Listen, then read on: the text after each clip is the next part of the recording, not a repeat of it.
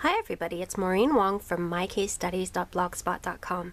Today I thought I'd show you how I've been doing multi-step stamping with the MISTI, and I'm using this stamp set called Old Country Roses from Waltzing Mouse Stamps, and they don't have dies for these currently. They have free SVG cut files, and that's what I'm using today. So the first thing I did, let me show you some of the finished. So these I stamped, I cut these all out with my electronic die cutter, and then I went ahead and stamped all of them, the first layer, the second layer, the third layer, and you can see how pretty those are. So today I'm gonna do a leaf, and I have my leaf here, and one thing you want to do when you're cutting out your SVGs is make a template. So all I did in my Make the Cut software was put down the leaf, and then I put a square around it. And it doesn't have to be a square, but that's just an easy shape to put down. And then if you want to use it in the corner later on for some reason, it'll work that way too. But today what I'm going to do is I'm going to use these on my sticky mat. This is the cut down electronic die cutting sticky mat, and I'm using the Eclipse version because that's just the perfect amount of stick for me.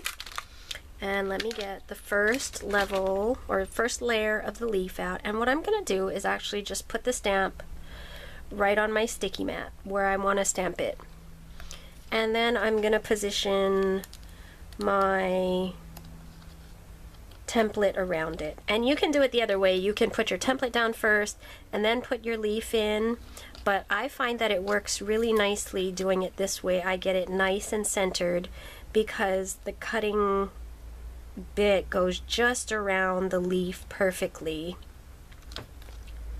And then if I do it that way, then I can make sure I put whatever side up that I want up. So if I put this template down first, for example, here's this larger rose. If I just put the template down, I might put it upside down. And while you can stamp upside down, that's perfectly fine. For some reason, it just rubs me the wrong way. And so I'd rather put my stamp the way that I want it to stamp first and then align the template around it. So I've aligned the template. Now I'm going to close my MISTI cover and pick that up, and it's going to be stuck to your sticky mat a little bit, but it'll come off because it wants to stick to the MISTI cover. Then what I'm going to do is put the die cut into that space, and I'm going to stamp with my first layer color, which is certainly celery. I think this is retired now, but it made a nice light green. So there we go, and that didn't come out very nice, so let me try that again. This is one of the older the felt pads, and sometimes they don't always give a good impression. And there we go. And then this is the hard part actually, is taking your die cut out because it's stuck down, but you can use if you have one of these spatulas from your die cutting days, your electronic die cutting machine days, or you can just use a little needle or a pin or something like that to pry it out. And after you do it a first time, you'll kind of create a little area where your tool just wants to go underneath there, so you can just get it out more easily after the first time. So I'm going to go ahead and stamp my second one, and that stamped better than the first one. And then this is my last one. I'm only doing 3 today. I don't want you to be sitting around watching me do this all day.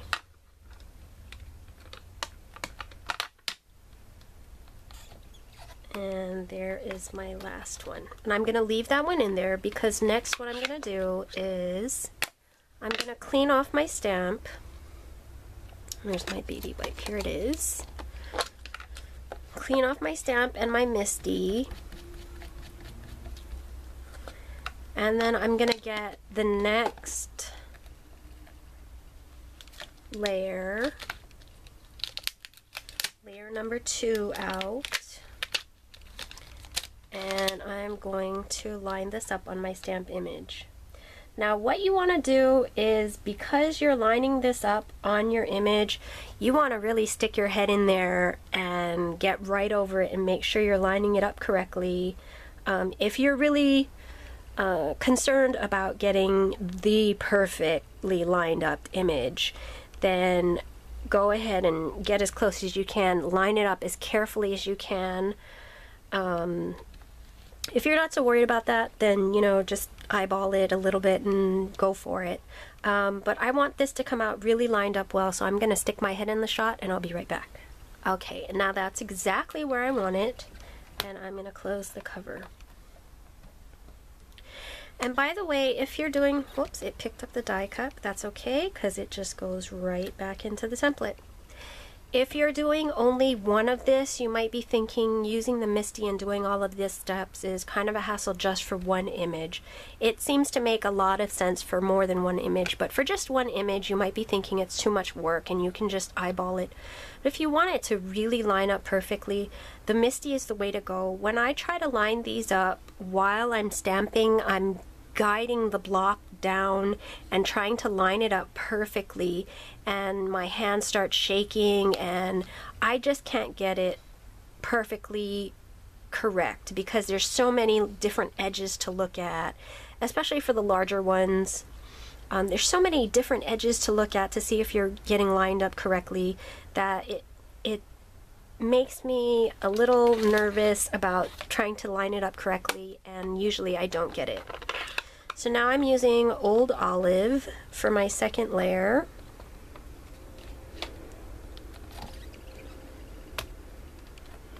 And you'll be able to see that lined up absolutely perfectly.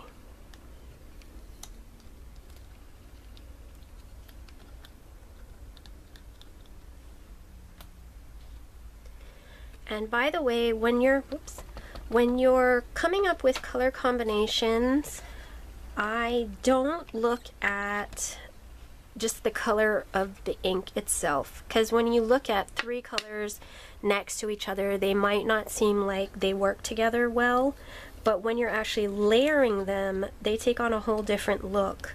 So when you're trying to find color combos for these multi-step stamping images, I suggest you actually go ahead and do an image to see how it looks once you actually stack the colors on top of each other. Because when you hear my color combo for this leaf, for example, you're probably thinking, well, that wouldn't work, but it actually does.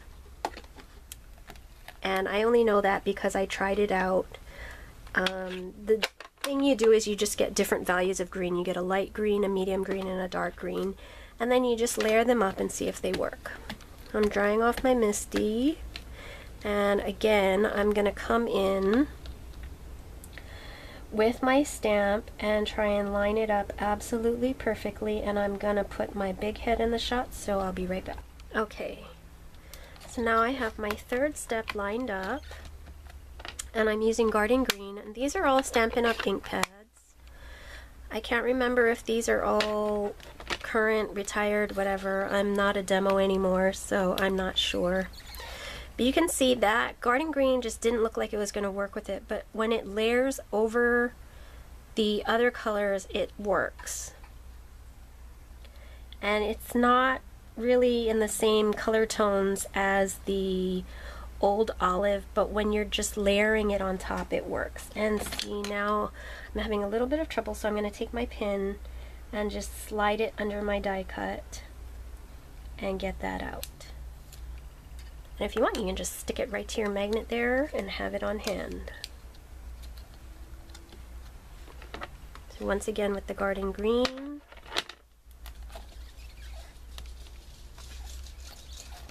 And then my last one.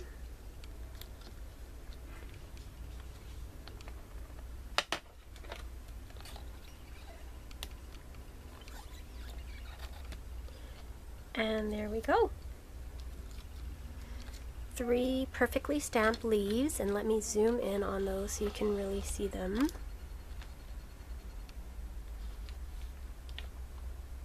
All perfectly lined up. I didn't line up the bottom layer perfectly with the die cut, and I tried to use my little put the template down first trick. But what you can do is put your stamp down, put your template where you think you want it to go, and then stick your head in there and line up your bottom stamp. And so that would be a little bit more centered than mine are, but they came out really nice anyway. The 3 layers are very nicely aligned on top of each other, and I'm really happy with this. So I hope this helps you with doing multi-step stamping on your MISTI, and I hope you'll come and visit my blog at mycasestudies.blogspot.com, and thank you very much for watching.